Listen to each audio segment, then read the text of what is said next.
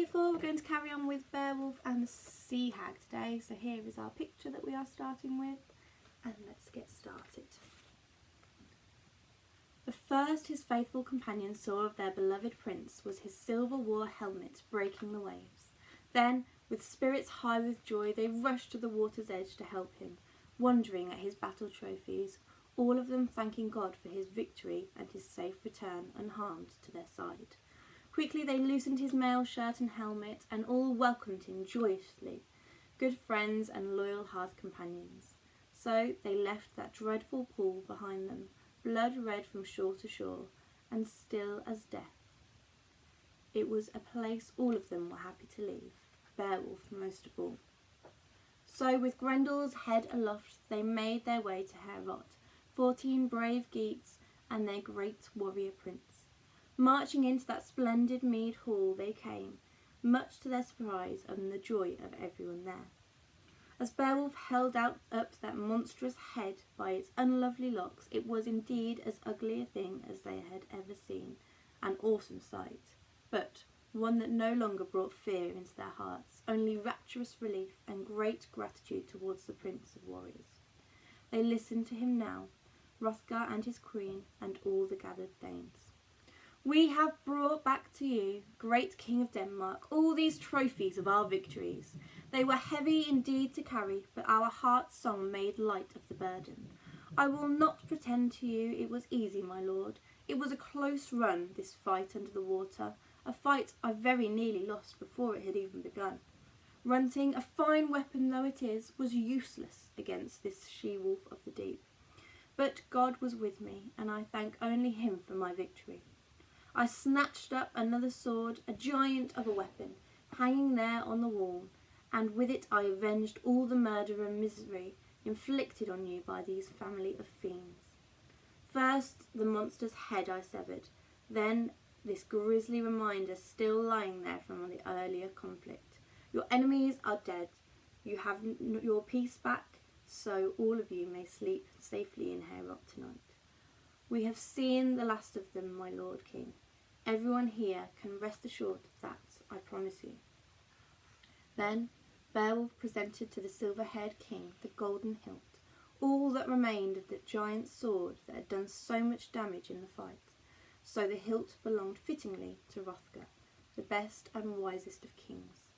He spoke now to the silent hall. Beowulf, my friend and best of men, your name and your nobility will resound throughout the world, even in the farthest corners. I marvel not only at your strength, but at the wisdom of one so young. Stay as generous and peaceable as you are, Beowulf. Do not become as other heroes have before you, so tuned to battle that a thirst for blood consumes you. I tell you this because I am old in years, and I know that all men, however noble and fine, are frail, and our lives are finite. At the height of your powers, when triumph succeeds triumph, we cannot imagine an end to our success. Pride grows within us despite ourselves. We can easily forget that our powers are God-given and should only be used for his service. Know, beloved Beowulf, that even with you the end must come. Flesh and strength will fail.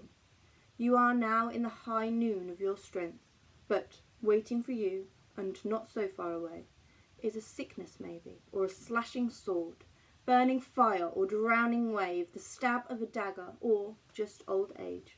Death awaits us all. I thank God in the great mercy of my own death has been postponed long enough to enjoy this moment, at the end of Grendel and his kind, to gaze in triumph at his gory head. So, remembering all this, let us rejoice and feast together tonight, and in the morning I shall give you your promised treasure. But they did not feast for long that night, for Hrothgar, the old king, was tired and wished to rest. No feast can continue without its host, and the truth was that the Geatish prince was ready for his bed too. He had earned his rest that night, I think. Battle-weary, the hero and his thanes slept deeply until the black raven in the tree outside raucously greeted their coming of the new day. Now dressed in armour and prepared for the journey home, Beowulf and his warriors went to Hrothgar to say their last farewells. The Geatish hero spoke first. "You will understand, great Hrothgar, how we long to return to Hygellic, to see once again our home and hearth. You have looked after us royally, and we shall not forget your kindness. Know also, Lord Hrothgar, that I shall always be ready to come to your aid again if you should ever need me. If I hear you are threatened by your neighbours or that any intend you harm, I shall come back with 1,000 warriors to help you. Hygellic, my young king, lord of the Geats, would, I know, always want me to be at your side, shoulder to shoulder, and defending you against your enemies along with the forest of sharpened Geatish spears, if you ever should need us." Saddened at his parting, Hrothgar, wise in his great age, spoke to Beowulf, knowing that it was unlikely he would ever set eyes on his dear friend again. Tears fell from his eyes as he embraced the Geatish hero for the last time. He spoke to him as a father to his favourite son. "I have never known a man at the same time so young and so wise. In your strength and your wisdom are perfectly matched. How the Lord in heaven hath blessed you.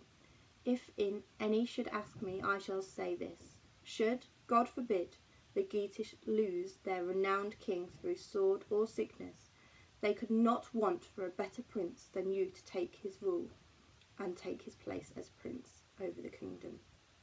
In coming here to help us, you have brought two people close together. By your courage you have banished any lingering ancient rivalries between Dane and Geat. So long as I am king, our ships will cross seas between us filled not with spears, but only gifts of friendship and love. We shall from now on stand as always fast together, sea Geats and spear Danes, firm against our enemies."